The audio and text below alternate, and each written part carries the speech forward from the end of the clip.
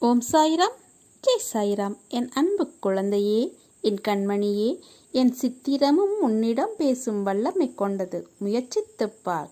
நான் உன்னுடன் இருக்கும் பொழுது வீணாக அழாதே. அழுதது போதும். எவரவர் தூற்றினாரோ அவர் உன்னை பார்த்து பொறாமை கொள்ளும் காலம் வரப்போகிறது. நல்லதை மட்டும் நினை, நல்லதை மட்டும் பேசு. முடிந்தவரை உதவி செய். கவலைப்படாதே. அப்பா நான் இருக்கிறேன்.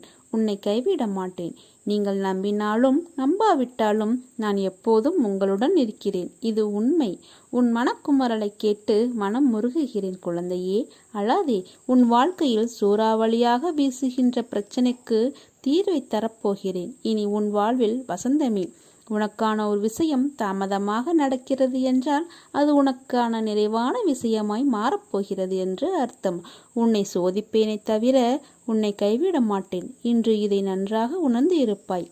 உன் கோரிக்கைகளை நான் என்றும் நிராகரித்தது கிடையாது. நிச்சயம் அது நிறைவேறும். உன் கனவுகள் அனைத்தும் மெய்ப்படும். முதலில் உன் மனதில் தோன்றும் தேவையற்ற சஞ்சலத்தை அழித்துவிடு. உன் வார்த்தைக்கு யாரும் மதிப்பளிக்கவில்லையே என்று தானே எண்ணி அதிகம் வருந்துகிறாய். வருந்தாதே. உன் நல் வார்த்தைகளை செவிசாய்க்காமல் வழிநடப்பவர்களுக்குத்தான் இழப்பு, உனக்கில்லை. உன்னை சுற்றியுள்ளவர்களில் யார் நல்லவர் கெட்டவர் என்ற சந்தேக கண் கொண்டு பார்க்காதே.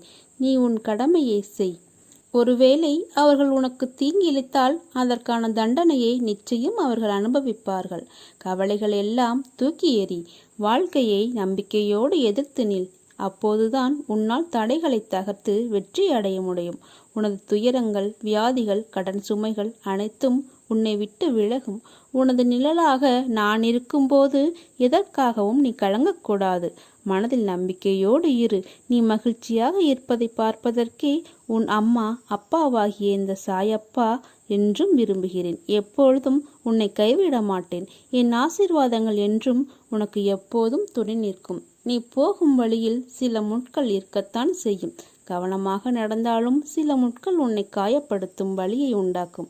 அந்த வலியை தூக்கி எறிந்து பயணித்தால் இறுதியில் மலர்கள் நிறைந்த செம்மையான பாதையில் உன் வாழ்க்கையின் பயணம் இருக்கும். உன்னுடைய இயல்பு நிர்ணயிக்கும் வழியில் நீ வாழ கற்றுக்கொள். மற்றவருடைய இயல்பு நிர்ணயிக்கும் வழியில் அவர்கள் நடக்கட்டும். பிறரை பின்பற்றும் முயற்சியில் உன் இயல்புக்கு எதிராக செயல்படாதே. உன் சாயப்பா எப்போதும் உன்னுடனும் உன் குடும்பத்தோடும் இருப்பேன்.